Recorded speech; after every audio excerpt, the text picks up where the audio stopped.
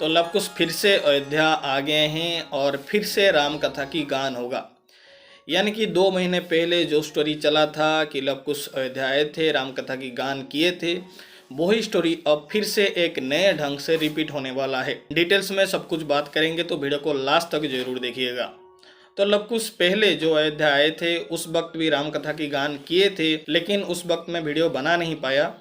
उस वक्त जो राम कथा की गान हुआ था वो अयोध्यावासी को सुनाने के लिए नहीं था, वो लव कुश अपने लिए गाए थे, क्योंकि उन्हें राजा राम के साथ भेंट करना था। तो युद्ध कला तो दिखा नहीं सकते, तो संगीत कला के माध्यम से वो दोनों अपनी टैलेंट दिखा के राम कथा की गान किए थे और हनुमान जी इंप्रेस हो गए थे और फिर लव कुश राजा राम के साथ भेंट कर पाए थे। तो ये था मोटा मोटी कहानी। उस वक्त अयोध्यावासी को राम कथा की गान यानी कि रामायण गान नहीं सुनाया गया था, लव कुश अपने लिए वो रामायण गान किए थे। तो राइटर्स इस चीज़ को बड़े ही स्मार्टली लिखे हैं और रामायण कथा की गान को लेकर कितने सारे एपिसोड निकल गए। 2 महीने पहले जहां हम थे, घूम फिर के अभी 2 महीने बाद हम वही ट्रैक पे, सेम ट्रैक पे चले आए हैं। मतलब लूप मोड में कहानी चल रहा है।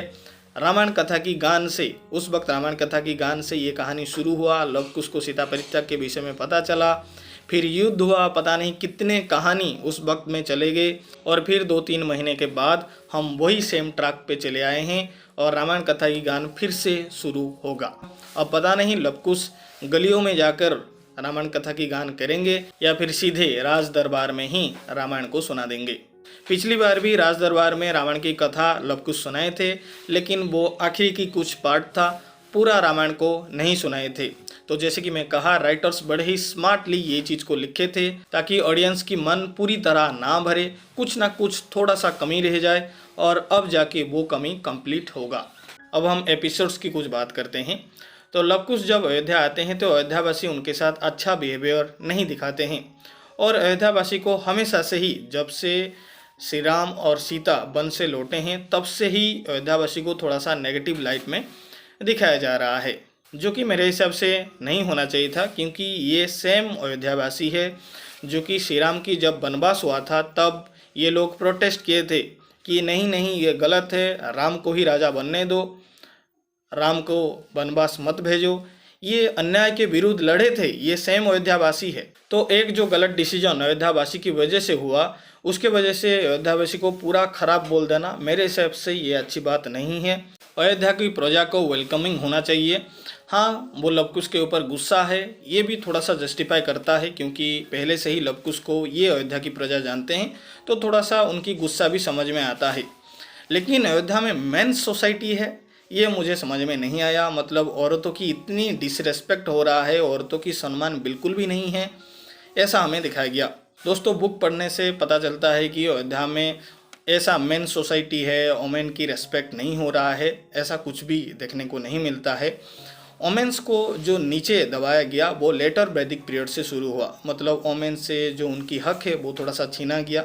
अगर आप एंशिएंट हिस्ट्री पढ़े हैं तो आपको पता होगा कि वैदिक पीरियड में ऐसा कुछ भी नहीं था कि वोमेन को डिसरेस्पेक्ट किया जा रहा था, वोमेन को हक नहीं दिया जा रहा था। ये सब हुआ था लेटर वैदिक पीरियड में। फिर भी आज की डेट में हम नारी सशक्तिकरण के बारे में बात करते हैं तो ठीक है, समझा जा सकता है। रामायण के थ्रू एक मैसेज शायद राइटर हमें देना चाहते हैं। प्लस हमें एक एपिसोड में दिखाया गया कि लव कुश एक गांव में जाते हैं और वहाँ पे जो मुखिया था, जिसको सरपंच बोला गया, तो सरपंच वहाँ का अच्छा नहीं था। तो लव कुश क्या करते हैं, एक नारी को वहाँ पे सरपंच बना देते हैं। एक वोटिंग प्रोसेस बेसिकली हमें दिखाया गया। तो ये बेसिकली और कुछ नहीं था, प्रजातंत्र था, जिसको हम डेमोक्रेसी भी बोलते हैं, जो कि रियल में रामायण काल में जो रूल था उसका बिल्कुल ही अपोजिट यहाँ पे हमें दिखाया गया है। उस वक्त प्रजातंत्र नहीं था, उस वक्त था राजतंत्र। राजतंत्र के माध्यम से मुखिया चुना जाता होगा। कोई भी ऐसे आया और मुखिया बन गया, ऐसा नहीं हो सकता। उस वक्त चलता था दोस्तों वर्णाश्रम धर्म। मतलब ब्राह्मण, क्षत्रिय, वैश्य और शूद्र, ये 4 वन में डिवाइड होके समाज चलता था। सारे डिपार्टमेंट काम करते थे, अपने अपने धर्म में रह के लोग काम करते थे और खुश थे। ऐसा कुछ नहीं था कि कोई ब्राह्मण ज़्यादा खुश है या फिर क्षत्रिय खुश है और शूद्र खुश नहीं है। शूद्र भी खुश है, वैश्य भी खुश है, ब्राह्मण भी खुश है, क्षत्रिय भी खुश है। सब अपने अपने धर्म में खुश है, सबकी झोली भरी हुई है, सब धन धान्य से परिपूर्ण है। तो ये था दोस्तों वर्णाश्रम धर्म, लेकिन ये धीरे धीरे ये जो सिस्टम था ये करप्ट हो गया और फिर आज की डेट में तो वर्णाश्रम धर्म को कोई नहीं मानता है। इसको जात पात की सिस्टम समझकर मतलब रिजेक्ट कर दिया जाता है। इसको बहुत ही ज़्यादा खराब सिस्टम आज की डेट में माना जाता है। लेकिन सच बात यह है कि रामायण काल में वर्णाश्रम धर्म से ही सब कुछ चलता था। तो ऐसे कोई भी आया सरपंच बन गया, ऐसे नहीं हुए में सरपंच चूज किया जाएगा या फिर मुखिया चूज किया जाएगा। तो उस वक्त की सिस्टम को मैं आपके सामने थोड़ा सा रखना चाहता था। अब आशा है आपको एक आइडिया हो गया होगा कि उस वक्त में सिस्टम कैसे चलता था। बाकी राम राज्य पे एक बड़ा वीडियो बन सकता है, एक लंबा वीडियो बन सकता है। अगर आप चाहेंगे तो मुझे कमेंट करके ज़रूर बताइएगा। मैं राम राज्य पे भी एक अलग से वीडियो बना दूंगा, लेकिन ज़्यादा से ज़्यादा कमेंट आपको करना होगा, क्योंकि मैं इन्फॉर्मेटिव वीडियो बनाता हूं, फिर आप नहीं देखते हैं तो मुझे ही अच्छा फील नहीं होता है कि इतना मेहनत करके वीडियो बनाया और बहुत कम लोगों ने देखा। तो अगर आपको चाहिए तो मुझे कमेंट करके बता दीजिएगा, मैं बना दूंगा, उस पर एक डिटेल्स वीडियो बना दूंगा। बाकी नारी सशक्तिकरण वो एक अलग चैप्टर है, एक बड़ा विषय है, आज की डेट की एक महत्वपूर्ण विषय है, जिसको भी हमें ध्यान देना चाहिए और इसको भी आगे बढ़ाना चाहिए। नारी सशक्तिकरण भी जरूरी है। बाकी एपिसोड्स की और बात करें तो लवकुश राज दरबार में जाते हैं और ये सीन पहले भी हो चुका था। लवकुश अयोध्या में जा चुके थे, राम जी को देख चुके थे। मिथिला की भी एक सीन था जहाँ पे लवकुश पहली बार राजा राम को देखते हैं, राजा राम के अवतार में वो थे, और वही सीन फिर से अयोध्या में दिखाया गया। लेकिन यहाँ पे थोड़ा सा सीन को और अच्छा बनाने के लिए एक इमेजिनरी सीन क्रिएट कर दिया गया कि राम जी के साथ सीता जी भी हैं और थोड़ा सा इमोशनली ऑडियंस जैसे कनेक्ट कर पाए वैसा सीन को क्रिएट किया गया है। बड़ा ही स्मार्टली सीन को क्रिएट किया गया और देखने में अच्छा लगा। लेकिन साथ ही वो रिपीटेटिव भी था कि बार बार मतलब शो ऑफ हो रहा है। राजा राम की स्पेशलिटी हमें क्या दिखाया गया है? अब तक तो हमें राम राज्य भी नहीं दिखाया गया। अब तक श्रीमद् रामायण में राजा राम कम से कम 12 साल तो रूल कर चुके हैं और 12 साल में तो बहुत सारा चेंजेस हो जाना चाहिए था। और लोगों को एजुकेट करने के लिए वो बहुत सारा गुरुकुल भी खोले हैं, ऐसा हमें दिखाया गया था। लेकिन लोग अभी भी वैसा का वैसा है, कुछ भी चेंजेस नहीं हुआ है। अब लवकुश ये जिम्मेदारी उठा रहे हैं कि राम राज्य को वो लोग स्थापित करेंगे। तो फिर राजा राम क्या कर रहे हैं? 12 साल से वो क्या कर रहे हैं? राम राज्य तो अभी तक स्थापित नहीं हुआ है। लवकुश की बहुत सारे एडवेंचर जर्नी भी हमें दिखाया गया।